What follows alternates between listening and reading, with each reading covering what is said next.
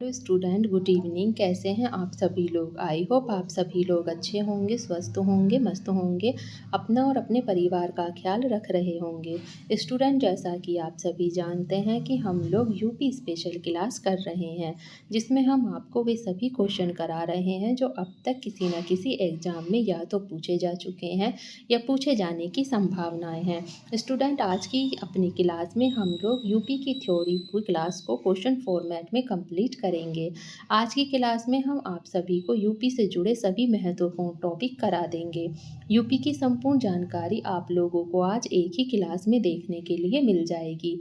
आज की आपकी क्लास बहुत ज़्यादा इम्पोर्टेंट है, तो आज की क्लास को पूरा देखना ना भूलें और अपने दोस्तों के साथ शेयर ज़रूर करें, क्योंकि आने वाले समय में जितने भी एग्ज़ाम्स होंगे और अगर वहाँ से यूपी से जुड़े क्वेश्चन आते हैं तो यकीन माने यहाँ से बाहर आपको एक भी क्वेश्चन देखने के लिए नहीं मिलेगा। आज की हमारी क्लास थोड़ी लंबी होगी, तो क्लास को पूरा देखना ना भूलें और अपने फ्रेंडों के साथ शेयर ज़रूर करें। अगर आप हमारे चैनल पर नए हैं तो प्लीज़ हमारे चैनल को सब्सक्राइब करें।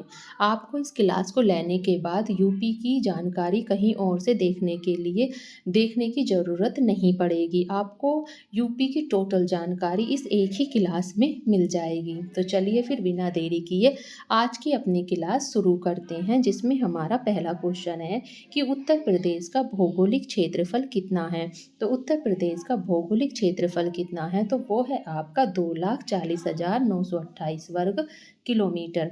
उत्तर प्रदेश का भौगोलिक क्षेत्रफल 2,40,928 वर्ग किलोमीटर है। 2011 में 15वीं जनगणना कब हुई थी? तो 2011 की 15वीं जनगणना 1881 से 2011 के बीच में हुई थी।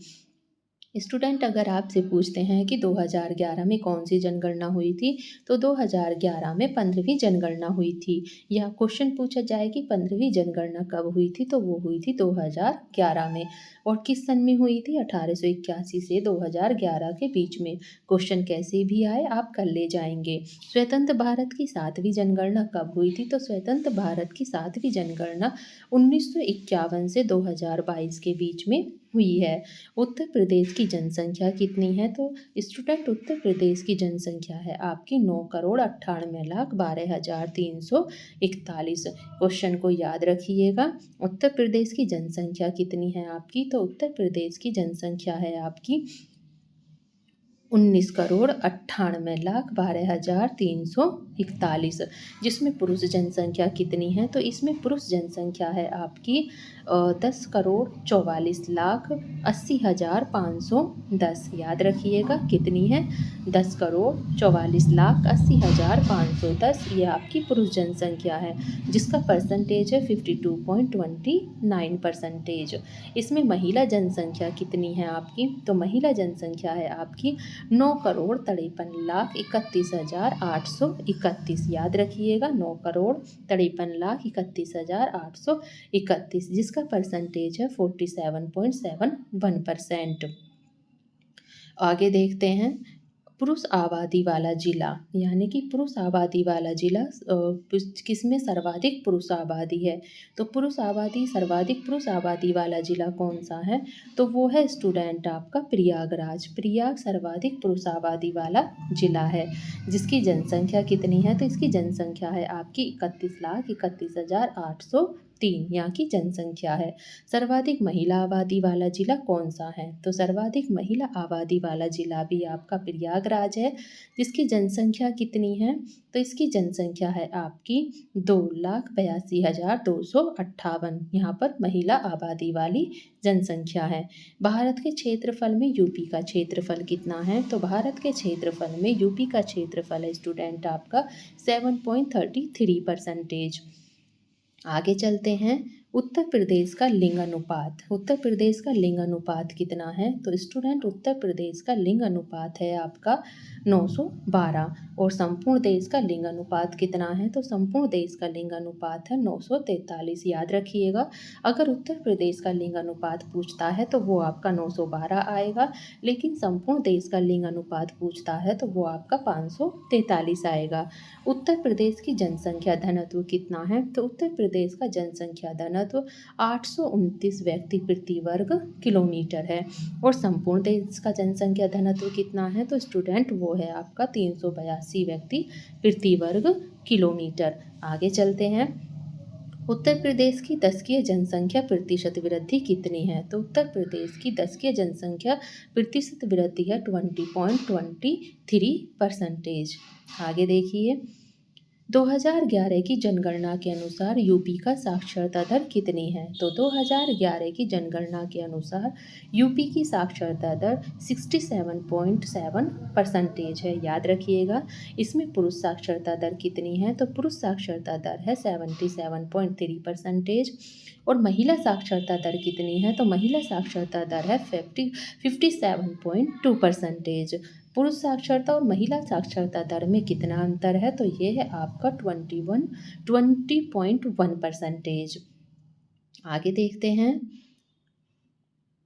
ग्रामीण और नगरीय जनसंख्या कितनी है? तो उत्तर प्रदेश में ग्रामीण और नगरीय जनसंख्या कितनी है? तो ग्रामीण और नगरीय जनसंख्या को मिलाकर 19,98,12,341 ये आपकी ग्रामीण और नगरीय जनसंख्या का टोटल है। जिसमें ग्रामीण जनसंख्या कितनी है? तो ग्रामीण जनसंख्या है 15,53,17,278, जिसका परसेंटेज कितना है? 77.73%।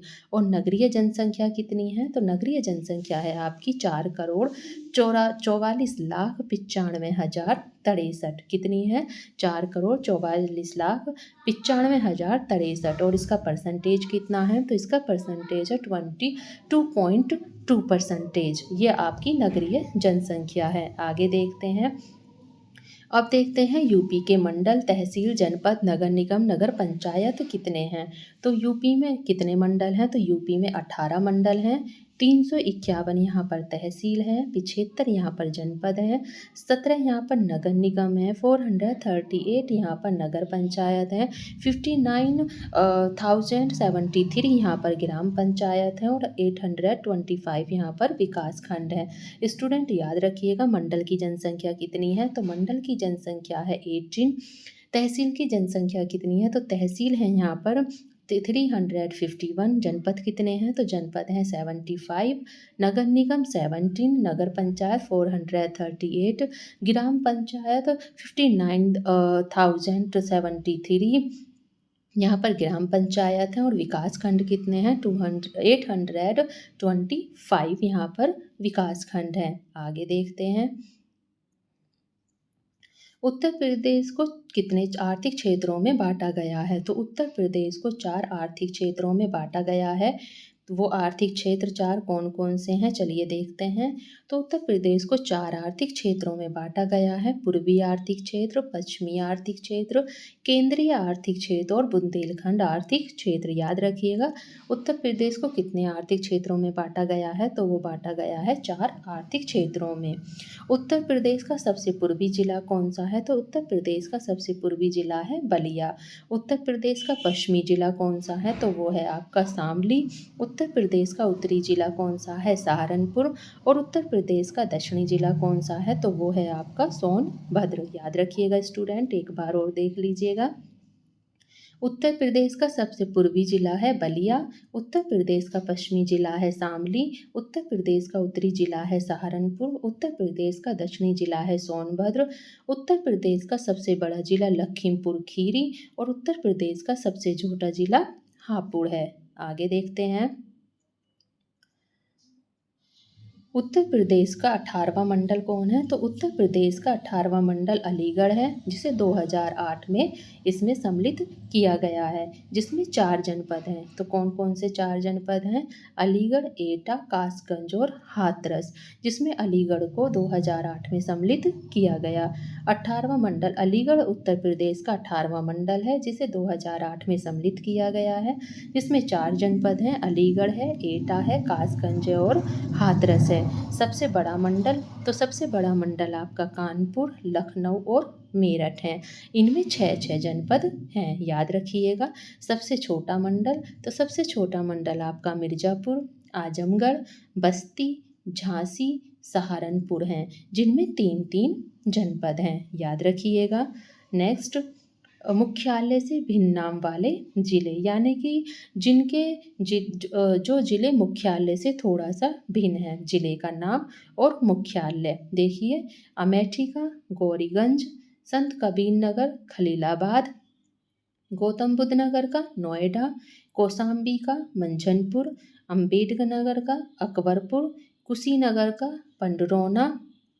देखिए, आगे देखते हैं, कानपुर देहात, अकबरपुर माती, सिद्धार्थनगर, नौगढ़, सोनभद्र, रॉबर्ट्सगंज, जालौन, उरई, फरुखाबाद, फतेहगढ़ और संभल का पवासा। एक बार और देख लीजिए स्टूडेंट, जिले का नाम और उनके मुख्यालय। तो अमेठी जिले का मुख्यालय गौरीगंज में, संत कबीर नगर खलीलाबाद में, गौतम बुद्ध नगर नोएडा में, कौशाम्बी का मंझनपुर में, अम्बेडकर नगर का मुख्यालय अकबरपुर में, कुशीनगर का पंडरौना में, कानपुर देहात का अकबरपुर माती में, सिद्धार्थनगर का नौगढ़ में। आगे देखिए, सोनभद्र का रॉबर्ट्सगंज में, जालौन का उरई में, फरुखाबाद का फतेहगढ़ में और संभल का पवासा में। याद रखिएगा। आगे देखते हैं, उत्तर प्रदेश से सीमा बनाने वाले राज्यों की संख्या कितनी है। तो उत्तर प्रदेश से सीमा बनाने वाले राज्य हैं 8, इसमें एक केंद्र शासित प्रदेश है और एक देश भी उत्तर प्रदेश से सीमा लगाता है। नेपाल से इसके साथ सीमा बनाने वाले जिले कौन कौन से हैं। तो उत्तर प्रदेश के 7 जिले नेपाल के साथ सीमा साझा करते हैं। वो कौन कौन से हैं। तो पीलीभीत, लखीमपुर खीरी, बहराइच, श्रावस्ती, बलरामपुर, सिद्धार्थनगर और महाराजगंज। याद रखिएगा स्टूडेंट, उत्तर प्रदेश के 7 जिले नेपाल के साथ सीमा साझा करते हैं। कौन कौन से। पीलीभीत, लखीमपुर खीरी, बहराइच, श्रावस्ती, बलरामपुर, सिद्धार्थनगर और महाराजगंज। याद रखिएगा। आगे चलते हैं, नेपाल के साथ उत्तर प्रदेश की कितनी सीमा लगती है। तो नेपाल के साथ उत्तर प्रदेश की सीमा लगती है 50,179 किलोमीटर। उत्तर प्रदेश सीमा साझा करने वाला राज्य। उत्तर प्रदेश से सीमा साझा करने वाले राज्य कौन कौन से हैं। तो इसमें है उत्तराखंड, हिमाचल प्रदेश, हरियाणा, राजस्थान, मध्य प्रदेश, छत्तीसगढ़, झारखंड और बिहार। तो कितने हो गए। उत्तराखंड, हिमाचल प्रदेश, हरियाणा, राजस्थान, मध्य प्रदेश, छत्तीसगढ़, झारखंड और बिहार। ये आपके 9 राज्य हैं। 2 2 दूनी 4, 2 तिया 6, 2 चौक 1 2 3 4 5 6 7 8 8 राज्य उत्तर प्रदेश के साथ सीमा साझा करते हैं। कौन कौन से हैं एक बार और देख लीजिएगा। उत्तराखंड, हिमाचल प्रदेश, हरियाणा, राजस्थान, मध्य प्रदेश, छत्तीसगढ़, झारखंड और बिहार। आगे चलते हैं, उत्तर प्रदेश से सीमा साझा करने वाला केंद्र शासित प्रदेश कौन सा है। तो वो है स्टूडेंट आपका दिल्ली। दिल्ली उत्तर प्रदेश के साथ सीमा साझा करने वाला एकमात्र केंद्र शासित प्रदेश है। उत्तर प्रदेश का विभाजन कब हुआ था। तो 9 नवंबर 2000 को उत्तराखंड देश का 27वां राज्य बना। जैसा कि स्टूडेंट आप सभी जानते हैं, 2000 से पहले उत्तराखंड उत्तर प्रदेश का ही एक पार्ट था, लेकिन 9 नवंबर 2000 को उत्तर प्रदेश से उत्तराखंड को अलग कर दिया गया और यह देश का 27वां राज्य बन गया। मध्य प्रदेश के 3 तरफ से घिरा जिला कौन सा है। तो मध्य प्रदेश के 3 तरफ से घिरा हुआ जिला हमारा एक ही है, वो है ललितपुर। ललितपुर मध्य प्रदेश के तीन तरफ से घिरा हुआ जिला है। उत्तर प्रदेश की राजकीय भाषा क्या है। तो उत्तर प्रदेश की राजकीय भाषा हिंदी व उर्दू है। 1989 को उर्दू को राज्य की द्वितीय राज्य भाषा बनाई गई थी। उससे पहले हिंदी हमारी राजकीय भाषा थी, लेकिन 1989 में उर्दू को भी हमारी द्वितीय राज्य भाषा बना दिया गया। आगे देखते हैं, अब यहाँ पर सीटों का देखते हैं कि उत्तर प्रदेश में लोकसभा की सीट कितनी है। तो वो हैं आपके 80। उत्तर प्रदेश में राज्यसभा की सीट 31। उत्तर प्रदेश में विधान परिषद की सीट 100। उत्तर प्रदेश में विधानसभा की सीट 400। उत्तर प्रदेश में लोकसभा सीट 80। इसमें SC की 17 और ST की अब 0 है। स्टूडेंट, ये क्वेश्चन इम्पोर्टेंट है, एक बार और देख लीजिए। लोकसभा की सीट कितनी है उत्तर प्रदेश में, तो वो है आपका 80। उत्तर प्रदेश में राज्यसभा की सीट कितनी है, 31। उत्तर प्रदेश में विधान परिषद की सीट कितनी है, 100। उत्तर प्रदेश में विधानसभा की सीटें कितनी है, 400। उत्तर प्रदेश में लोकसभा सीटें कितनी हैं, तो 80। एससी के लिए कितनी है, 17 और एसटी के लिए 0। नेक्स्ट, उत्तर प्रदेश में द्विसदनात्मक विधान मंडल है। याद रखिएगा कि उत्तर प्रदेश में कैसा विधान मंडल है, तो उत्तर प्रदेश में द्विसदनात्मक विधान मंडल है। उत्तर प्रदेश में विधान परिषद का गठन कब हुआ था, तो उत्तर प्रदेश में 1937 को विधान परिषद का गठन हुआ था। उत्तर प्रदेश में सर्वाधिक विधानसभा सीटों वाला जिला कौन सा है, तो उत्तर प्रदेश में सर्वाधिक विधानसभा सीटों वाला जिला है प्रयागराज। और कितनी सीटें हैं विधानसभा की, तो वो हैं आपकी 12। यहाँ पर 12 सीटें हैं। आगे चलते हैं। उत्तर प्रदेश में न्यूनतम विधानसभा सीटों वाले जिला कौन सा है, तो उत्तर प्रदेश में न्यूनतम विधानसभा सीटों वाला जिला है श्रावस्ती, महोबा और चित्रकूट। यहाँ पर इन तीनों में ही 3-3 जिले हैं। प्रदेश का सबसे बड़ा जनसंख्या में संसदीय क्षेत्र कौन सा है, तो प्रदेश का सबसे बड़ा जनसंख्या में संसदीय क्षेत्र है आपका गाजियाबाद। और प्रदेश का सबसे छोटा जनसंख्या में संसदीय क्षेत्र कौन सा है, तो वो है आपका बागपत। विधानसभा में आरक्षित सीटों की कुल जनसंख्या कितनी है, तो वो है आपके 86। विधानसभा में आरक्षित सीटों की संख्या है 86, जिसमें एससी के लिए 84 हैं और एसटी के लिए 2 सीटें हैं। याद रखिएगा, एससी के लिए 84 सीटें और एसटी के लिए 2 सीटें हैं। आगे चलते हैं। सबसे कम विधानसभा सीटों वाले जिले कौन से हैं, तो सबसे कम विधानसभा सीटों वाले जिले हैं आपके श्रावस्ती, महोबा, चित्रकूट, ललितपुर और हमीरपुर। 22 विधानसभा सीटें हैं यहाँ पर।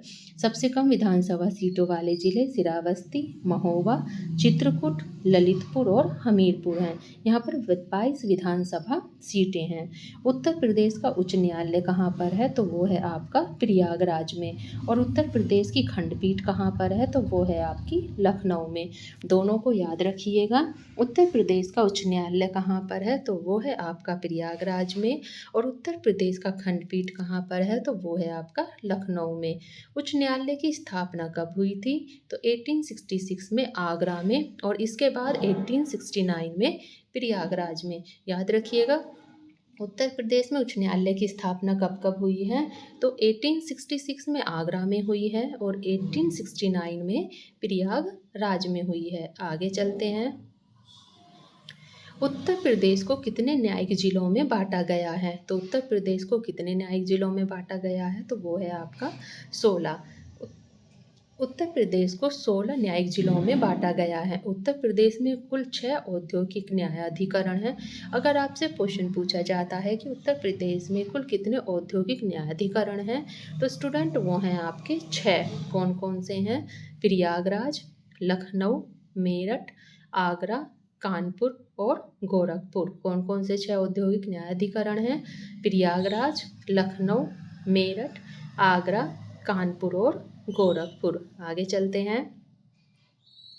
उत्तर प्रदेश के राज्य के प्रतीक कौन कौन से हैं। स्टूडेंट, ये क्वेश्चन बहुत ही ज़्यादा इम्पोर्टेंट है, यहाँ से एक आधा क्वेश्चन तो ज़रूर ही पूछा जाता है। तो चलिए फिर स्टार्ट करते हैं। उत्तर प्रदेश का राज्य के प्रतीक, ऊपर जो भी आपको जानकारी दी है वो बहुत ही महत्वपूर्ण है। चाहे तो आप एक बार और क्लास को दोबारा देख लें, जितना हो सके रिवाइज करते हुए खुद साथ के साथ चलते रहिए। तो उत्तर प्रदेश के राज्य के प्रतीक क्या क्या हैं, तो देखते हैं। उत्तर प्रदेश का राजकीय पशु क्या है, बारहसिंगा। राजकीय पक्षी क्या है, सारस या क्रौच। राजकीय वृक्ष क्या है, तो वो है अशोक। राजकीय पुष्प क्या है, पलाश या टेसु। राजकीय चिन्ह एक व्रत में 2 मछली और 1 तीर धनुष। राजकीय खेल हॉकी। राजकीय भाषा हिंदी व उर्दू। और राजकीय नृत्य कथक है। एक बार और देख लीजिए, उत्तर प्रदेश के राजकीय प्रतीक क्या क्या हैं, तो यहाँ पर राजकीय पशु है आपका बारहसिंगा। राजकीय पक्षी है आपका सारस या किरोच। राजकीय वृक्ष है अशोक, राजकीय पुष्प है पलाश या टेसु, राजकीय चिन्ह एक वृत्त में दो मछली और एक तीर धनुष, राजकीय खेल है हॉकी, राजकीय भाषा हिंदी व उर्दू और राजकीय नृत्य क्या है कथक। याद रखिएगा। आगे चलते हैं। उत्तर प्रदेश सरकार ने जुड़वा मछली का राज चिन्ह कहाँ से लिया है? तो उत्तर प्रदेश सरकार ने जुड़वा मछली का चिन्ह जो लिया है वो लिया है आपका रूमी दरवाजे से। ये क्वेश्चन हम आपको पहले भी क्लास में करवा चुके हैं। आगे चलते हैं। अब देखते हैं स्टूडेंट उत्तर प्रदेश का नामकरण व विस्तार, यानी उत्तर प्रदेश का नामकरण कैसे हुआ और उसका विस्तार कैसे किया गया था। तो चलिए देखते हैं। वैदिक काल में उत्तर प्रदेश को ब्रह्मऋषि देश के नाम से जाना जाता था। स्टूडेंट याद रखिएगा, अगर आपसे क्वेश्चन पूछा जाता है कि उत्तर प्रदेश को वैदिक काल में किस नाम से जाना जाता था, तो उत्तर प्रदेश को वैदिक काल में ब्रह्मऋषि देश के नाम से जाना जाता था। क्वेश्चन इम्पोर्टेंट है, याद रखिएगा। 1836 में उत्तर प्रदेश को उत्तरी पश्चिमी प्रांत और 1877 में उत्तरी पश्चिमी प्रांत व अवधी एवं आगरा कहा जाता था। याद रखिएगा, वैदिक काल में क्या कहा जाता था? तो वैदिक काल में ब्रह्मऋषि देश कहा जाता था। 1836 में उत्तर प्रदेश को उत्तर पश्चिमी प्रांत और 1877 में उत्तर पश्चिमी प्रांत और अवधी एवं आगरा कहा जाता था। 1902 में इसे आगरा और अवध संयुक्त प्रांत कहा जाने लगा। याद रखिएगा, 1902 में इसे आगरा और अवध संयुक्त प्रांत कहा जाने लगा। देखिए स्टूडेंट, एक बार और देख लीजिए। वैदिक काल में इसे ब्रह्मऋषि कहा गया, 1836 में इसे उत्तरी पश्चिमी प्रांत और 1877 में उत्तर पश्चिमी प्रांत व अवधी व आगरा कहा जाता था। लेकिन 1902 में क्या कहा गया? तो 1902 में इसे आगरा और अवध संयुक्त प्रांत कहा जाने लगा। आगे देखिए, और 1937 में इसका नाम संयुक्त प्रांत कर दिया गया। 1950 में संयुक्त प्रांत का नाम बदलकर उत्तर प्रदेश कर दिया गया और उत्तर प्रदेश का नाम उत्तर प्रदेश 24 जनवरी 1950 को रखा गया और उत्तर प्रदेश राज्य का पुनर्गठन 1 नवंबर 1956 को मनाया गया। एक बार और देख लीजिएगा। वैदिक काल में उत्तर प्रदेश को किस नाम से जाना जाता था? तो वैदिक काल में उत्तर प्रदेश को ब्रह्मऋषि कहा जाता था। 1836 में उत्तर प्रदेश को उत्तरी पश्चिमी प्रांत कहा जाने लगा।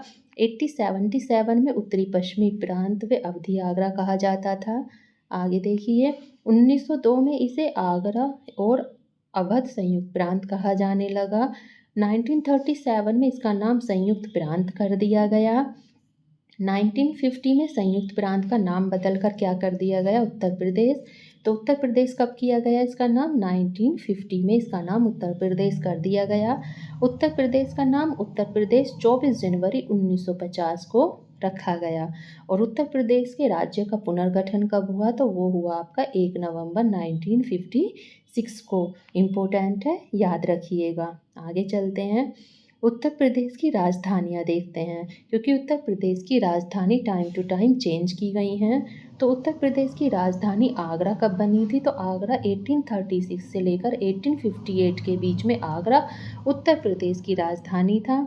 1858 से लेकर 1921 तक इलाहाबाद उत्तर प्रदेश की राजधानी था और उसके बाद 1921 से 1935 तक आंशिक रूप से लखनऊ इसकी राजधानी रहा और 1935 से अब तक पूर्णतः इसकी राजधानी लखनऊ को ही बना दिया गया है।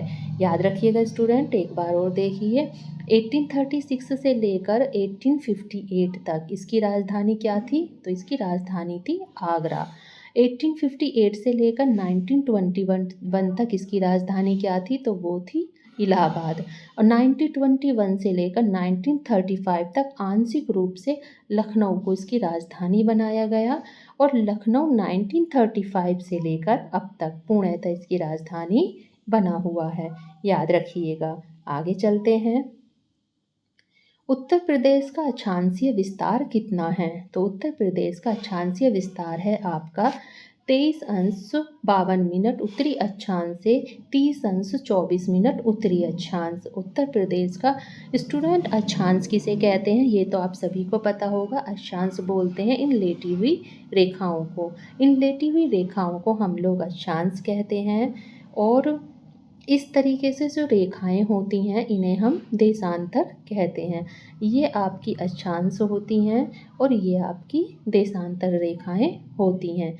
याद रखिएगा, इन्हें अक्षांश कहते हैं और इन्हें देशांतर कहते हैं। तो उत्तरी उत्तर प्रदेश का अक्षांशीय विस्तार यानी कि ये वाला विस्तार 23:52 उत्तरी अक्षांश से 30:24 उत्तरी अक्षांश है। उत्तर प्रदेश का देशांतीय विस्तार कितना है तो वो है आपका 77 से 05 पूर्वी देशांतर से 84:38 पूर्वी देशांतर। उत्तर प्रदेश का उत्तर से दक्षिण विस्तार कितना है तो उत्तर प्रदेश का उत्तर से दक्षिण विस्तार है आपका 240 किलोमीटर। और उत्तर प्रदेश का पूर्व से पश्चिम विस्तार कितना है तो उत्तर प्रदेश का पूर्व से पश्चिम विस्तार है 650 किलोमीटर। इसे हम आपको नक्शे में समझाने का प्रयास करते हैं। देखिए आप इसे नक्शे में समझने का प्रयास करिए एक बार। देखिए हम आपको इसे नक्शे में समझाने का प्रयास करते हैं। तो स्टूडेंट यहाँ पर देखिए आप लोग अक्षांशीय विस्तार कितना है यहाँ पर। तो देखिए अक्षांशीय विस्तार ये है आपका अक्षांशीय विस्तार यहाँ से लेकर और यहाँ तक ये आपका अक्षांशीय विस्तार है। यानी कि 23:52 उत्तरी अक्षांश से लेकर 23:24 उत्तरी अक्षांश, ये तो आपका अक्षांश का विस्तार है यहाँ से लेकर यहाँ तक, जो आपका सहारनपुर से मिर्ज़ापुर तक है। यहाँ पर मिर्ज़ापुर और ऊपर सहारनपुर। तो आपका उत्तरी अक्षांश कितना है तो वो है आपका 23:52 उत्तरी अक्षांश से लेकर 30:24 उत्तरी अक्षांश। ये आपका उत्तर प्रदेश का अक्षांशीय विस्तार है। अब आपका इसका देशांतीय विस्तार देखिए, हम आपको इसका देशांतीय विस्तार दिखाते हैं। तो इसका देशांतीय विस्तार है आपका 77, यहाँ से लगाइए, यहाँ से लेकर और यहाँ तक आपका देशांतीय विस्तार है इसका। यहाँ से लेकर यहाँ तक आपका इसका क्या है देशांतीय विस्तार है, जो 77:50 से लेकर कहाँ तक है 84:38 पूर्वी देशांतर है। समझ में आ गया होगा स्टूडेंट आपको। एक बार और देख लीजिएगा, एक बार और देखिए, यहाँ से लेकर यहाँ तक तो आपका पाया जाता है इसका अक्षांशीय विस्तार, जो 23°52 उत्तरी अक्षांश से लेकर 30:24 उत्तरी अक्षांश तक है। और इसका देशांतीय विस्तार कितना है तो वो है आपका 77:50 पूर्वी देशांतर से लेकर 84:38 पूर्वी देशांतर। ये आपका इसका अक्षांशीय और देशांतीय विस्तार है। अब इसकी लंबाई और चौड़ाई देखते हैं। तो स्टूडेंट इसकी लंबाई भी हम आपको समझाने का प्रयास करते हैं नक्शे के द्वारा। तो उत्तर प्रदेश की लंबाई कितनी है तो यहाँ से देखिए, यहाँ से लेकर यहाँ तक ये आपकी सांवली से लेकर बलिया तक उत्तर प्रदेश की लंबाई है। ये आपका है पश्चिम और ये आपका है पूरब। ये पूरब है, ये आपका है उत्तर और ये आपका है दक्षिण, ये दक्षिण है। तो उत्तर प्रदेश की लंबाई कितनी है तो वो है आपकी 650 किलोमीटर। ये आपकी यहाँ से लेकर यहाँ तक, सांवली से लेकर बलिया तक, पश्चिम से लेकर पूरब तक उत्तर प्रदेश की लंबाई कितनी है तो वो है आपकी 650 किलोमीटर। अब इसकी चौड़ाई देख लीजिए, अब इसकी चौड़ाई और देख लीजिए आप लोग। अब इसकी चौड़ाई है यहाँ से लेकर, एक मिनट, तो इसकी चौड़ाई कितनी है तो एक मिनट स्टूडेंट,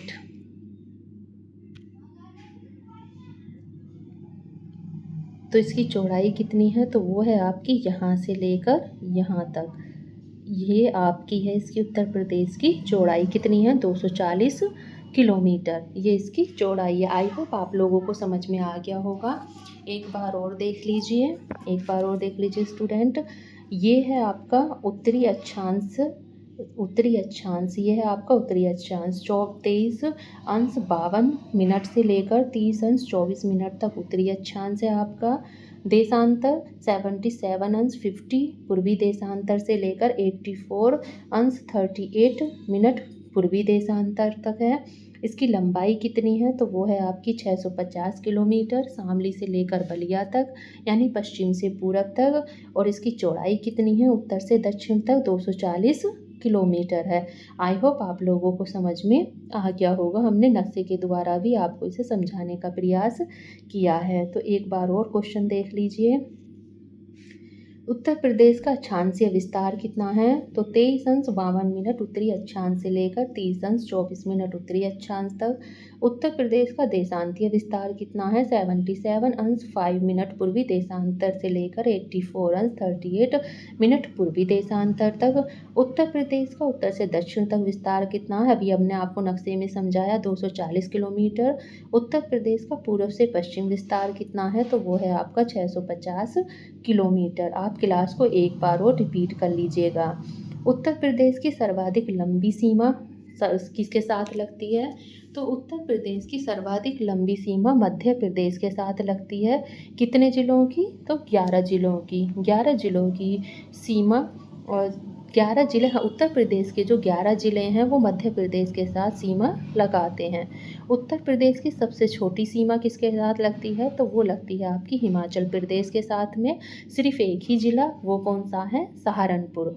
उत्तर प्रदेश का एकमात्र ज़िला जिसमें 4 राज्य सीमा बनाते हैं, तो उत्तर प्रदेश का सोनभद्र ज़िला, जिसके 4 राज्य सीमा बनाते हैं। क्वेश्चन को याद रखिएगा। उत्तर प्रदेश की सर्वाधिक लंबी सीमा मध्य प्रदेश के साथ लगती है, जिसके 11 जिले उत्तर प्रदेश से सीमा लगाते हैं। उत्तर प्रदेश की सबसे छोटी सीमा हिमाचल के साथ लगती है, जिसका एक ही जिला सीमा लगाता है, और वो है आपका सहारनपुर। उत्तर प्रदेश का एकमात्र जिला जिसमें 4 राज्य सीमा बनाते हैं, तो वो है आपका सोनभद्र। आगे चलते हैं। सोनभद्र में सीमा बनाने वाले 4 राज्य कौन कौन से हैं, तो सोनभद्र से सीमा बनाने वाले 4 राज्य हैं आपके मध्य प्रदेश, छत्तीसगढ़, झारखंड और बिहार। ये चारों सोनभद्र से सीमा बनाते हैं। कौन कौन से, मध्य प्रदेश, छत्तीसगढ़, झारखंड और बिहार। राष्ट्रीय राजधानी क्षेत्र एनसीआर में सम्मिलित उत्तर प्रदेश के 8 जिले कौन कौन से हैं, तो एनसीआर में यानी कि राष्ट्रीय राजधानी में उत्तर प्रदेश के 8 जिले गिने जाते हैं, जिनमें कौन कौन से हैं, तो ये हैं बागपत, शामली, बुलंदशहर, गौतम बुद्ध नगर, मेरठ, हापुड़, मुजफ्फरनगर और गाजियाबाद। याद रखिएगा, अगर आपसे पूछा जाता है कि राष्ट्रीय राजधानी क्षेत्र एनसीआर में सम्मिलित उत्तर प्रदेश के कितने ज़िले हैं, तो वो हैं आपके 8 ज़िले। 8 ज़िले कौन कौन से हैं, तो बागपत है, शामली है, बुलंदशहर है, गौतम बुद्ध नगर है, मेरठ है, हापुड़ है, मुजफ्फरनगर है और कौन सा है, गाजियाबाद है। उत्तर प्रदेश भूभारविक दृष्टि से गोंडवाना लैंड का भाग माना जाता है। अगर आपसे पूछा जाए कि उत्तर प्रदेश को भूभागार्विक दृष्टि से किसका भाग माना जाता है, तो वो माना जाता है गोंडवाना लैंड का पार्ट इसको माना जाता है। बुंदेलखंड के पश्चिमी भाग में पाई जाने वाली घास का क्या नाम है, तो चलास। याद रखिएगा क्वेश्चन को। अगर आपसे पूछा जाता है कि बुंदेलखंड के पश्चिमी भाग में पाई जाने वाली घास का क्या नाम है, तो इसका नाम है आपका चलास। बुंदेलखंड क्षेत्र की प्रमुख नदी कौन सी है, तो स्टूडेंट बुंदेलखंड क्षेत्र की प्रमुख नदी का नाम है सोन नदी। उत्तर प्रदेश का कौन सा क्षेत्र आद्यकल्प की प्राचीनतम शैली से निर्मित है, तो उत्तर प्रदेश का बुंदेलखंड क्षेत्र आद्यकल्प की प्राचीनतम शैली से निर्मित है। बुंदेलखंड आर्थिक क्षेत्र से जनपदों की संख्या है, तो बुंदेलखंड आर्थिक क्षेत्र से जनपद की संख्या में स्थान रखता है आपका 4th। आगे चलते हैं। अब देखते हैं उत्तर प्रदेश में प्रथम, यानी कि उत्तर प्रदेश में जो प्रथम अपॉइंटमेंट हुए या जो भी प्रथम रहे हैं उनकी सूची एक बार देखेंगे। तो चलिए फिर स्टार्ट करते हैं। उत्तर प्रदेश में कौन प्रथम रहा, तो प्रथम राज्यपाल कौन थे यहाँ के? तो श्रीमती सरोजनी नायडू। यानी कि उत्तर प्रदेश में जो भी सबसे पहले यहाँ पर नियुक्त हुए हैं या जो भी चीज़ सबसे पहले यहाँ पर रही है उन सबको हम यहाँ पर देखेंगे। तो उत्तर प्रदेश में जो प्रथम राज्यपाल चुनी गई थी वो चुनी गई थी श्रीमती सरोजनी नायडू। ये देश की भी पहली महिला राज्यपाल हैं। प्रथम मुख्यमंत्री कौन थे यहाँ के? तो प्रथम मुख्यमंत्री थे यहाँ के पंडित गोविंद बल्लभ पंत। विधानसभा के प्रथम अध्यक्ष कौन थे? तो वो थे यहाँ पर पुरुषोत्तम दास टंडन। विधान परिषद के प्रथम सभापति कौन थे? तो वो थे आपके श्री चंद्रभाल। प्रथम महिला मुख्यमंत्री कौन थी? श्रीमती सुचित्रा कृपलानी।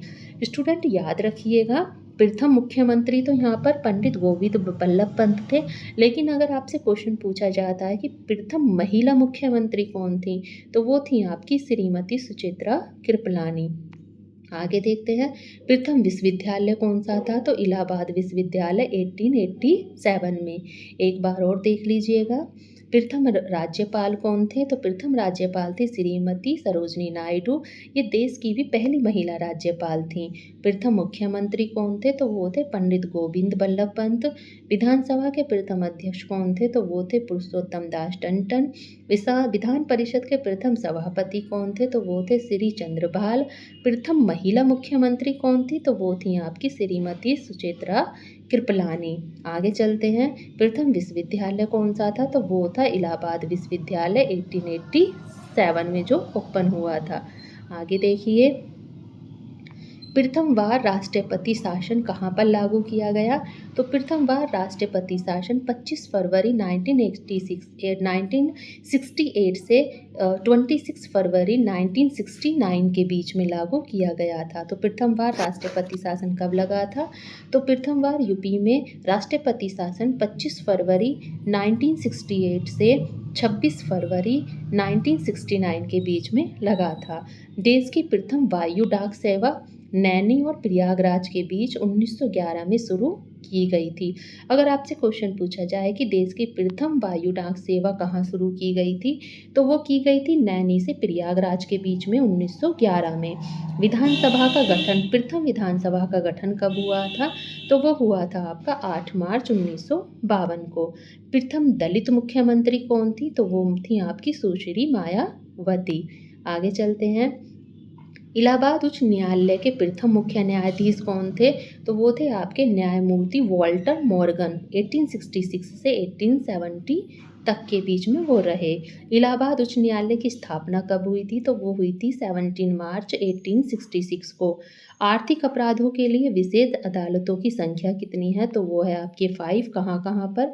लखनऊ, वाराणसी, आगरा, मेरठ और बरेली। आगे चलते हैं, स्वतंत्र भारत के इलाहाबाद उच्च न्यायालय के प्रथम मुख्य न्यायाधीश कौन थे? तो स्वतंत्र भारत के इलाहाबाद उच्च न्यायालय के प्रथम मुख्य न्यायाधीश थे न्यायमूर्ति कमलकांत वर्मा। 1946 से 1947 तक के बीच में।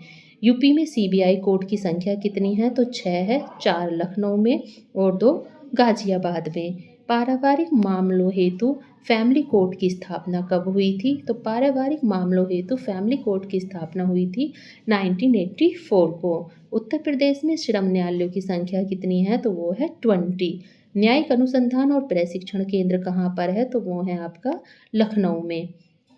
राज्य की प्रथम मुक्त विश्वविद्यालय की स्थापना कहाँ हुई थी? तो राजश्री टंडन मुक्त विश्वविद्यालय प्रयागराज में। और प्रथम लोकायुक्त कौन थे? तो श्री विशंबर दयाल। 1977 से 1982 के बीच में। एक बार और देख लीजिएगा,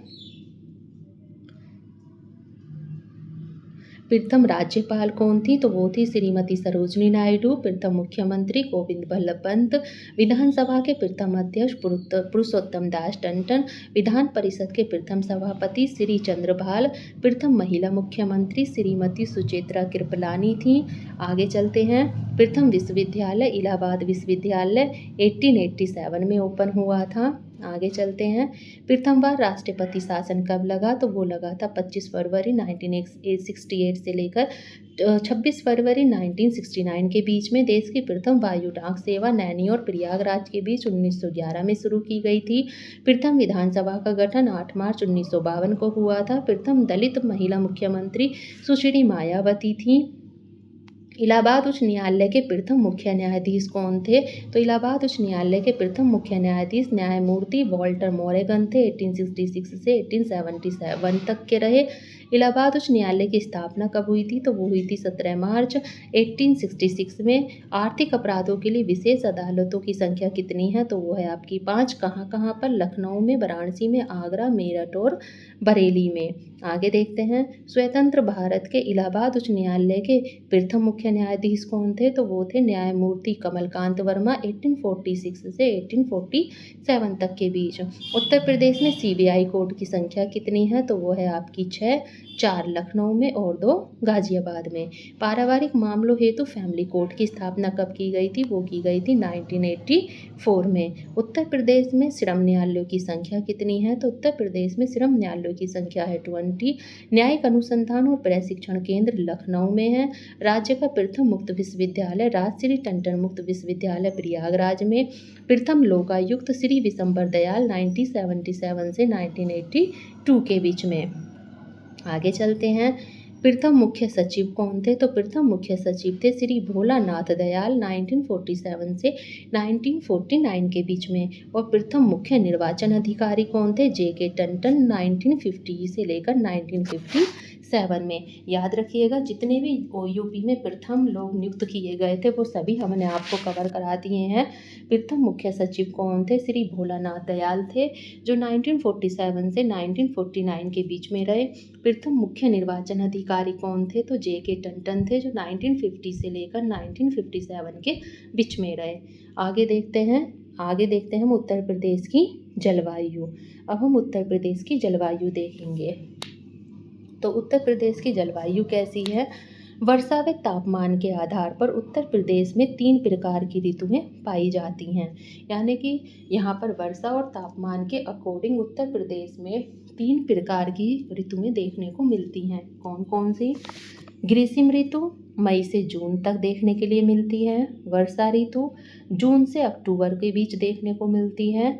और शीत ऋतु नवंबर से फरवरी के बीच देखने को मिलती है। याद रखिएगा, वर्षा और तापमान के आधार पर उत्तर प्रदेश में 3 प्रकार की ऋतुएं पाई जाती हैं। कौन कौन सी? गर्मी मई से जून तक, वर्षा जून से अक्टूबर तक और सर्दी नवंबर से फरवरी के बीच में। राज्य में सर्वाधिक तापमान किस महीने में होता है? तो उत्तर प्रदेश में सर्वाधिक तापमान होता है मई के महीने में। आगे चलते हैं, उत्तर प्रदेश में ग्रीष्म ऋतु में उच्च तापमान वाली पश्चिमी गर्म हवाएं चलती हैं। इन हवाओं को स्थानीय भाषा में क्या कहा जाता है? तो इन्हें कहा जाता है लू। यानी कि जो ग्रीष्म काल में लू चलती हैं उन्हें उत्तर प्रदेश वो ग्रीष्म ऋतु और उच्च तापमान वाली पश्चिमी गर्म हवाएं होती हैं, जिन्हें हम लोग स्थानीय भाषा में लू कहते हैं।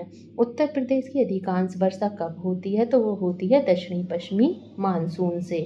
भारत में यानी उत्तर प्रदेश में सर्वाधिक वर्षा वाला जिला गोरखपुर और सबसे कम वर्षा वाला जिला मथुरा है।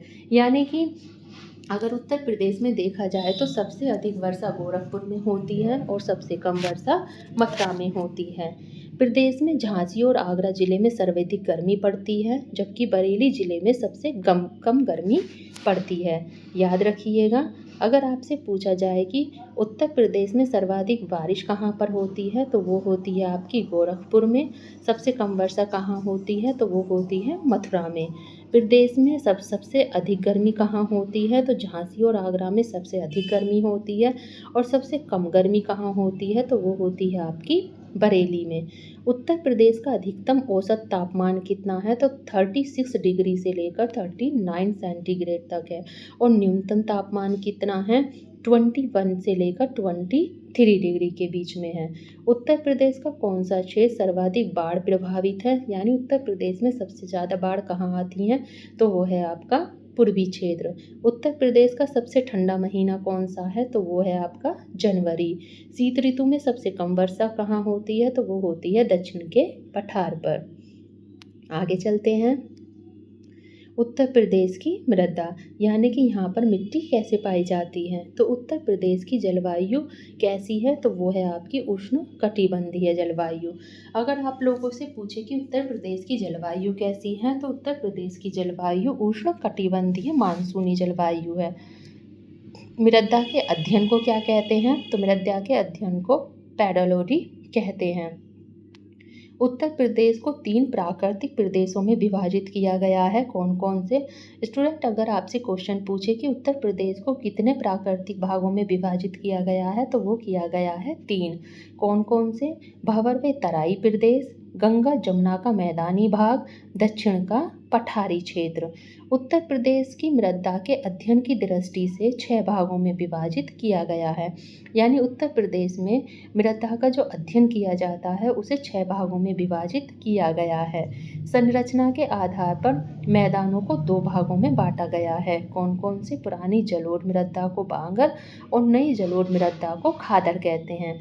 यानी संरचना के आधार पर मैदानों को 2 भागों में बांटा गया है। पुरानी जलोढ़ मृदा को बांगर कहते हैं और नई जलोढ़ मृदा को खादर कहते हैं। उत्तर प्रदेश का पश्चिमी भाग अवल नाली का अपरदन से प्रभावित है, यमुना व चंबल नदियों के कारण। अगर आपसे पूछा जाए कि उत्तर प्रदेश का पश्चिमी भाग किस चीज़ से प्रभावित है, तो वो प्रभावित है आपका अवल नाली का अपरदन से। और क्यों? क्योंकि यहाँ पर वे यमुना और चंबल नदियाँ पाई जाती हैं। इनके कारण यह पश्चिमी भाग अवनाली का अपरदन से प्रभावित है। भारतीय वन सर्वेक्षण देहरादून द्वारा जारी ISFR 2021 के अनुसार ये कौन सी रिपोर्ट है? तो 17वीं वन रिपोर्ट प्रस्तुत की गई है। उत्तर प्रदेश में वन आवरण के अंतर्गत क्षेत्रफल कितना है? तो आपका क्षेत्रफल है 14805.65 वर्ग किलोमीटर, और इसे अगर परसेंटेज में देखें तो 6.15%।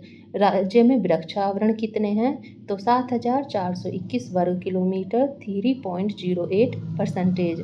और राज्य में वन व वृक्षावरण कितने हैं? 9.33%। उत्तर प्रदेश में सबसे ज़्यादा वन भावर व तराई क्षेत्र में पाए जाते हैं। तो उत्तर प्रदेश में सबसे ज़्यादा वन कहाँ पाए जाते हैं? तो वो पाए जाते हैं भावर और तराई क्षेत्र में। आगे चलते हैं। उत्तर प्रदेश का सर्वाधिक वन आवरण वाला जिला कौन सा है? तो उत्तर प्रदेश का सर्वाधिक वन आवरण वाला जिला है सोनभद्र, लखीमपुर खीरी और मिर्ज़ापुर। सबसे कम भदोई, मऊ और मैनपुरी में। याद रखिएगा, सबसे अधिक वन कहाँ पाए जाते हैं? तो वो पाए जाते हैं आपके सोनभद्र में, लखीमपुर खीरी में और मिर्ज़ापुर में। और सबसे कम वन आवरण वाले यानी कि सबसे कम वन कहाँ पाए जाते हैं? तो वो पाए जाते हैं भदोई में, मऊ में और मैनपुरी में। आगे देखते हैं। यूपी में सर्वाधिक वन आवरण प्रतिशत वाला जिला कौन सा है? तो वो है आपका सोनभद्र। कितने प्रतिशत? तो 36.79%। चंदौली सेकंड स्थान पर और चित्रकूट थर्ड स्थान पर है।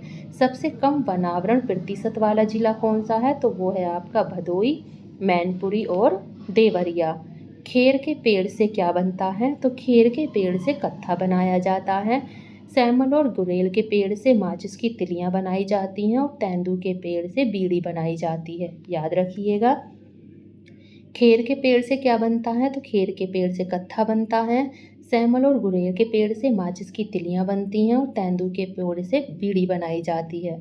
उत्तर प्रदेश में फॉरेस्ट को 1935 में राज्य के संरक्षण के अधीन लाया गया था। उत्तर प्रदेश में वन महोत्सव की शुरुआत जुलाई 1952 को किसके द्वारा की गई थी? तो वो की गई थी KM मुंशी के द्वारा। याद रखिएगा कि उत्तर प्रदेश में फॉरेस्ट को 1935 में राज्य के संरक्षण के अधीन लाया गया। उत्तर प्रदेश में वन महोत्सव की शुरुआत कब की गई थी? तो वो की गई थी 1952 में KM मुंशी के द्वारा। वन अनुसंधान प्रयोगशाला कहाँ पर स्थित है? तो वो है आपकी देहरादून में। ऑपरेशन ग्रीन की शुरुआत की गई थी 2001 में। आगे चलते हैं। उत्तर प्रदेश में वन प्रशिक्षण संस्थान की स्थापना कब की गई थी? 1988 में कानपुर में। उत्तर प्रदेश में संयुक्त वन प्रबंधन की शुरुआत 1992 में हुई थी। सहारनपुर को कागज का प्रमुख केंद्र कहा जाता है। सोनभद्र और वाराणसी बीड़ी, चीनी, मिट्टी के खिलौने, लकड़ी के खिलौने बनाए जाते हैं और मेरठ में खेल के सामान मिलता है। आगे चलते हैं। उत्तर प्रदेश में प्रथम वन नीति वर्ष 1952 को, द्वितीय वन नीति 1988 में लागू की गई थी। क्वेश्चन को दोबारा देख लीजिए। उत्तर प्रदेश में जो प्रथम वन नीति लागू की गई थी वो की गई थी 1952 में, और द्वितीय वन नीति 1988 में लागू की गई थी। राष्ट्रीय वन नीति 1988 के अनुसार किसी भी भौगोलिक क्षेत्रफल में 33.33 वन का रहना अनिवार्य है, यानी 33.33% वन किसी भी भौगोलिक क्षेत्र में रहने चाहिए। ये किसके अनुसार है? तो ये है राष्ट्रीय वन नीति 1988 के अनुसार। उत्तर प्रदेश के धार्मिक उपवन, अब देखते हैं उत्तर प्रदेश में कौन कौन से धार्मिक उपवन पाए जाते हैं। तो बेरिया समाया उपवन बहराइच में, देवी पाटन उपवन बलरामपुर में, झलीधाम उपवन गोड़ा में, परमहंस कुटी उपवन बहराइच में, पार्श्वनाथ उपवन गोड़ा में, शिवाला बाग उपवन बहराइच में। एक बार और देख लीजिए। बैरिया समाया उपवन बहराइच में, देवी पाटन उपवन बलरामपुर में, झल्लीधाम उपवन गोंडा में, परमहंस कुटी उपवन बहराइच में, पार्श्वनाथ उपवन गोंडा में, शिवाला बाग उपवन बहराइच में। आगे चलते हैं। वन्य जीव एवं संरक्षण, यानी कि यूपी में वन्य जीव और संरक्षण कौन कौन से हैं। तो राष्ट्रीय उद्यान में दुधवा नेशनल पार्क उत्तर प्रदेश का एकमात्र नेशनल पार्क है। स्थित कहाँ पर है? तो ये स्थित है आपका लखीमपुर खीरी में, और इसकी स्थापना 1968 में हुई थी। और इसे राष्ट्रीय उद्यान का दर्जा कब दिया गया था? वो दिया गया था 1977 में। याद रखिएगा, इसमें दुधवा नेशनल पार्क उत्तर प्रदेश का एकमात्र नेशनल पार्क है। जो कहाँ स्थित है? तो ये स्थित है आपका लखीमपुर खीरी में। स्थापना कब हुई थी इसकी? 1968 में। इसे राष्ट्रीय उद्यान का दर्जा कब दिया गया? वो दिया गया 1977 में। किशनपुर वन्यजीव अभयारण्य कार्तियाना घाट वन्यजीव अभयारण्य को 1987 और से 1988 में टाइगर रिजर्व बना दिया गया था। और ये स्थित कहाँ पर है? लखीमपुर खीरी व पीलीभीत में। याद रखिएगा स्टूडेंट, किशनपुर वन्यजीव अभयारण्य और कार्तियाना घाट वन्यजीव अभयारण्य को 1987 से 1988 के बीच में टाइगर रिजर्व बना दिया गया था। और ये कहाँ स्थित है? तो ये स्थित है लखीमपुर खीरी व पीलीभीत में।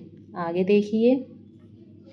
यूपी के वन्यजीव विहार, तो यूपी में वन्यजीव विहार की संख्या कितनी है? तो यूपी में वन्यजीव विहार की संख्या स्टूडेंट 11 है। याद रखिएगा, अगर आपसे क्वेश्चन पूछा जाता है कि यूपी में वन्यजीव विहार की संख्या कितनी है, तो वो है आपकी 11।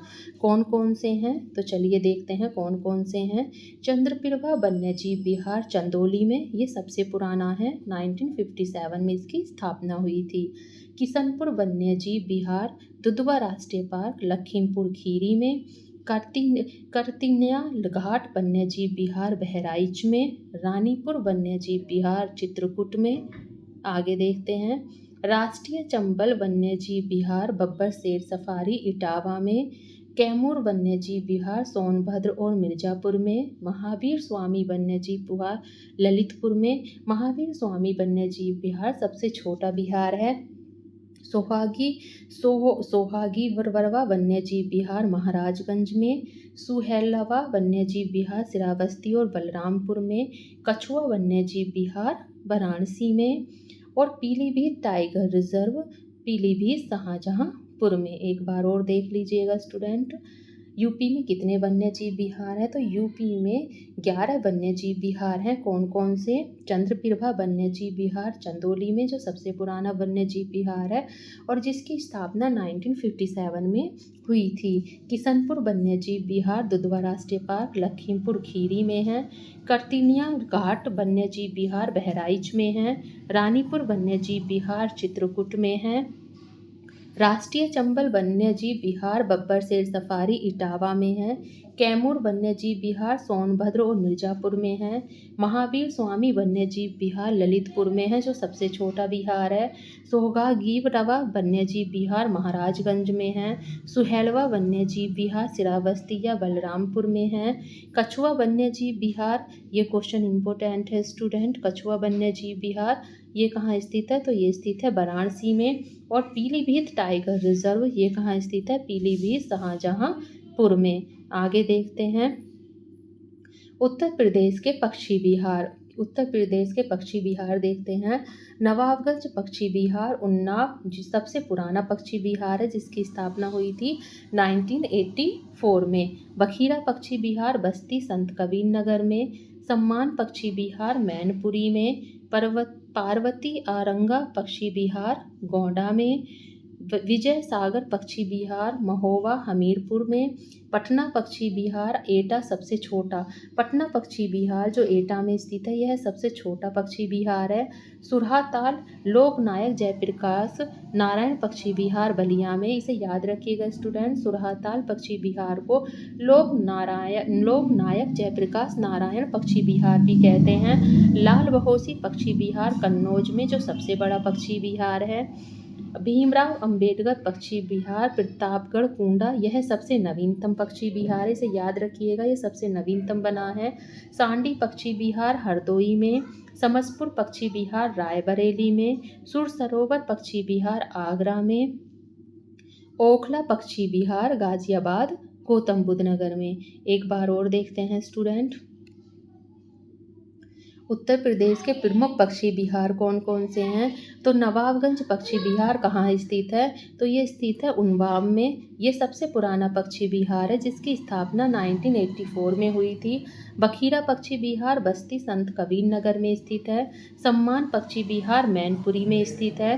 पार्वती आरंग पक्षी विहार गोंडा में स्थित है। विजय सागर पक्षी विहार महोबा हमीरपुर में स्थित है। पटना पक्षी विहार जो सबसे छोटा पक्षी विहार है, एटा में स्थित है। सुरहाताल जिसे लोक नायक जयप्रकाश नारायण पक्षी विहार भी कहते हैं, बलिया में स्थित है। लाल बहोसी पक्षी विहार कन्नौज में, ये सबसे बड़ा पक्षी विहार है, लाल बहोसी पक्षी विहार याद रखिएगा। भीमराव अंबेडकर पक्षी विहार ये सबसे नवीनतम पक्षी विहार है, क्वेश्चन इंपॉर्टेंट है, ये सबसे नवीनतम बना है। तो भीमराव अंबेडकर पक्षी विहार प्रतापगढ़ कोंडा सबसे नवीनतम पक्षी विहार है। सांडी पक्षी विहार हरदोई में। समसपुर पक्षी विहार रायबरेली में। सुर सरोवर पक्षी विहार आगरा में। ओखला पक्षी विहार गाजियाबाद गौतम बुद्ध नगर में स्थित है। आगे चलते हैं उत्तर प्रदेश के खनिज संसाधन। अब देखेंगे कि उत्तर प्रदेश के खनिज संसाधन के बारे में। उत्तर प्रदेश में देश के कुल खनिज उत्पादन का मात्र 3% ही प्राप्त होता है। यानी कि अगर संपूर्ण देश भारत का देखा जाए तो उसमें से उत्तर प्रदेश में कुल कितना खनिज उत्पादन का परसेंटेज पाया जाता है, तो वो पाया जाता है 3% का। उत्तर प्रदेश राज्य खनिज विकास निगम की स्थापना कब हुई थी? तो उत्तर प्रदेश राज्य खनिज विकास निगम की स्थापना 1974 में हुई थी, जिसे 2020 में भंग कर दिया गया, याद रखिएगा। उत्तर प्रदेश की पहली खनिज नीति वर्ष 29 दिसंबर 1998 में लागू की गई थी। स्टूडेंट याद रखिएगा कि उत्तर प्रदेश की पहली खनिज नीति कब लागू की गई थी? तो उत्तर प्रदेश की पहली खनिज नीति 29 दिसंबर 1998 में लागू की गई थी।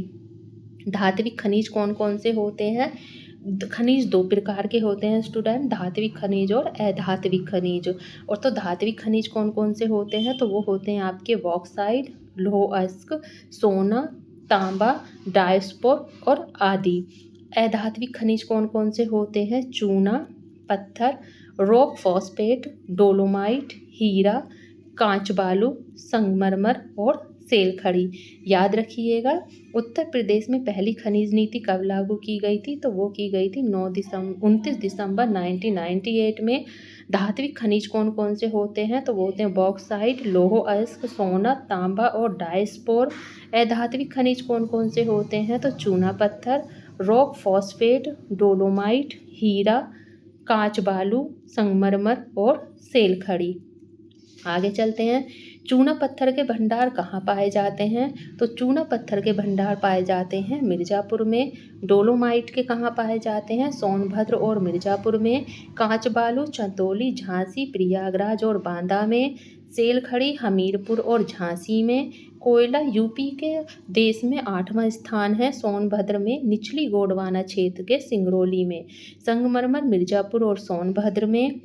चीनी उद्योग चीनी के उत्पादन में, एक बार और इसे रिपीट करे लेते हैं स्टूडेंट, एक बार और देख लीजिए इसे।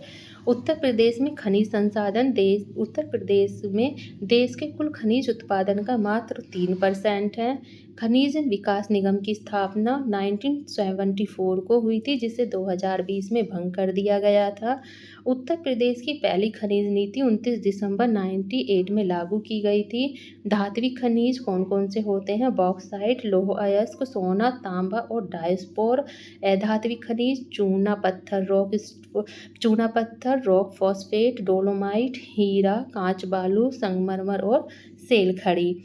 अब देखते हैं कि कहाँ पर क्या पाया जाता है। तो चूना पत्थर कहाँ पर पाया जाता है यूपी के अंदर सबसे ज़्यादा? तो वो पाया जाता है मिर्ज़ापुर में। डोलोमाइट सोनभद्र और मिर्ज़ापुर में। कांच बालू चंदौली, झांसी, प्रयागराज और बांदा में। सेलखड़ी हमीरपुर और झांसी में। कोयला यूपी का देश में 8वां स्थान है, यानी कि कोयले के उत्पादन में यूपी का देश में 8वां स्थान है। और सोनभद्र में जो निचली गोंडवाना क्षेत्र और संगोली है, वहाँ पर कोयला मिलता है। संगमरमर मिर्ज़ापुर और सोनभद्र में। आगे चलते हैं, आगे देखते हैं चीनी उद्योग। चीनी उत्पादन में उत्तर प्रदेश का देश में प्रथम स्थान है। अगर आप लोगों से पूछा जाए कि भारत में चीनी उत्पादन में प्रथम स्थान पर कौन है, तो वो होगा स्टूडेंट आपका उत्तर प्रदेश। उत्तर प्रदेश चीनी उत्पादन में देश में प्रथम स्थान पर है। राज्य में प्रथम चीनी मिल की स्थापना कब की गई थी? तो 1903 में प्रतापपुर देवरिया में इसकी स्थापना की गई थी। उत्तर प्रदेश में सहकारी चीनी मिल संघ की स्थापना कब की गई थी? तो वो की गई थी 1963 में। उत्तर प्रदेश राज्य चीनी निगम लिमिटेड की स्थापना कब की गई थी? तो वो की गई थी 1971 में। राज्य में 3 चीनी परिक्षेत्र हैं, एक मेरठ और दूसरा बरेली और तीसरा लखनऊ। एक बार और देख लीजिए। चीनी उद्योग चीनी उत्पादन में उत्तर प्रदेश का देश में प्रथम स्थान है। राज्य में प्रथम चीनी मिल की स्थापना 1903 में प्रतापपुर देवरिया में की गई थी। उत्तर प्रदेश सहकारी चीनी मिल संघ की स्थापना 1963 में की गई थी। उत्तर प्रदेश राज्य चीनी निगम लिमिटेड की स्थापना 1971 में की गई थी। राज्य में 3 चीनी परिक्षेत्र हैं, मेरठ, बरेली और लखनऊ। आगे चलते हैं। सूती वस्त्र उद्योग में उत्तर प्रदेश का देश में तीसरा स्थान है। चीनी में कौन सा था? तो चीनी में पहला था। सूती वस्त्र में कौन सा है? तो सूती वस्त्र में तीसरा स्थान है। सर्वाधिक मिलें कहाँ पर हैं? तो वो हैं आपकी कानपुर में। इसीलिए उत्तर भारत का मैनचेस्टर किसे कहा जाता है? तो कानपुर को। वाराणसी की रेशम साड़ियाँ प्रसिद्ध हैं। लखनऊ की चिकनकड़ी साड़ियाँ प्रसिद्ध हैं और मथुरा में मलमल पर छपाई का काम होता है। एक बार और देख लीजिएगा। सूती वस्त्र उद्योग में उत्तर प्रदेश का कौन सा स्थान है? तो वो है आपका तीसरा। याद रखिएगा, चीनी में पहला और सूती वस्त्र में तीसरा। सर्वाधिक मिलें कहाँ पाई जाती हैं? तो वो पाई जाती हैं कानपुर में। इसीलिए उत्तर भारत का मैनचेस्टर कानपुर को कहा जाता है। रेशम की साड़ियाँ कहाँ पाई जाती हैं? तो रेशम की साड़ियाँ सबसे ज़्यादा वाराणसी में होती हैं। चिकनकड़ी की साड़ियाँ लखनऊ में। और मलमल पर छपाई कहाँ की जाती है? तो वो की जाती है आपकी मथुरा में। याद रखिएगा। अब आ जाइए कांच उद्योग का प्रमुख केंद्र कौन सा है? तो वो है आपका फिरोजाबाद, बहजोई और गाजियाबाद। चूड़ियों के निर्माण केंद्र के लिए फिरोजाबाद विश्व में प्रसिद्ध है। तो कांच उद्योग के प्रमुख केंद्र कौन कौन से हैं? फिरोजाबाद, बहजोई और गाजियाबाद। और फिरोजाबाद को विश्व प्रसिद्धि प्राप्त है किस चीज़ में? चूड़ियों के निर्माण में। कागज उद्योग का प्रमुख स्थान सहारनपुर, कानपुर और मेरठ है। सहारनपुर और कानपुर, मेरठ किस लिए प्रसिद्ध है? कागज उद्योग के लिए। चमड़ा उद्योग के लिए कानपुर प्रसिद्ध है। दिया सलाई उद्योग के लिए बरेली इलेक्ट्रॉनिक उद्योग के लिए नोएडा, साहिबाबाद और पनकी व लखनऊ। सीमेंट उद्योग के लिए चुर्क, वेडला, सोनभद्र में। चुनार और कजराहट मिर्जापुर में। एक बार और देख लीजिएगा। कांच उद्योग के लिए फिरोजाबाद, बहजोई, गाजियाबाद। चूड़ी निर्माण केंद्र के लिए फिरोजाबाद विश्व प्रसिद्ध है। कागज उद्योग का प्रमुख स्थान सहारनपुर, कानपुर और मेरठ है। चमड़ा उद्योग कानपुर प्रसिद्ध है। दिया सलाई उद्योग के लिए बरेली। इलेक्ट्रॉनिक उद्योग के लिए नोएडा, साहिबाबाद, पनकी व लखनऊ। सीमेंट उद्योग के लिए चुर्क व डल्ला सोनभद्र में। चुनार व कजराहट मिर्जापुर में। आगे देखते हैं अन्य प्रमुख केंद्र, यानी उत्तर प्रदेश में अन्य प्रमुख केंद्र कौन कौन से हैं। तो कृषि यंत्र उद्योग आगरा, अलीगढ़ और कानपुर में। साबुन उद्योग कानपुर व आगरा में। वनस्पति घी उद्योग कानपुर, मोदीनगर और मेरठ में। सिगरेट उद्योग के लिए गाजियाबाद और सहारनपुर। दवाई उद्योग कानपुर व झांसी व लखनऊ में। एक बार और देखिए अन्य प्रमुख केंद्र कौन कौन से हैं। कृषि यंत्र उद्योग के लिए आगरा, अलीगढ़ और कानपुर प्रसिद्ध है। साबुन उद्योग के लिए कानपुर और आगरा।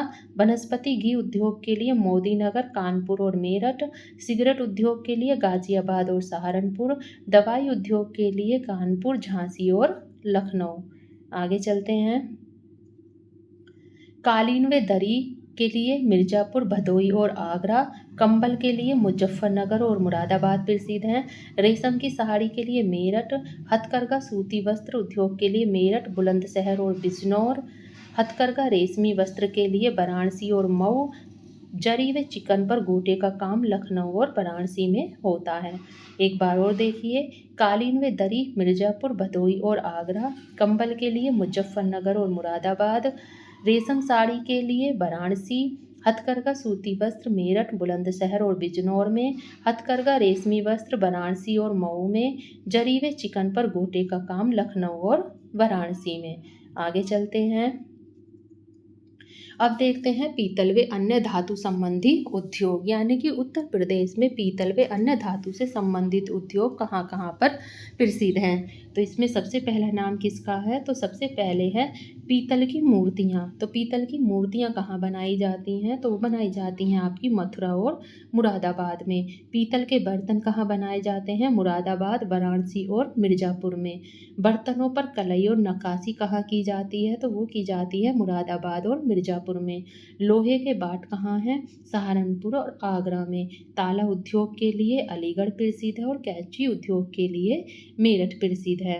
आगे देखते हैं। कत्था उद्योग के लिए बरेली प्रसिद्ध है। चूड़ी उद्योग के लिए फिरोजाबाद और मिट्टी के खिलौने आगरा में। एक बार और देख लीजिए।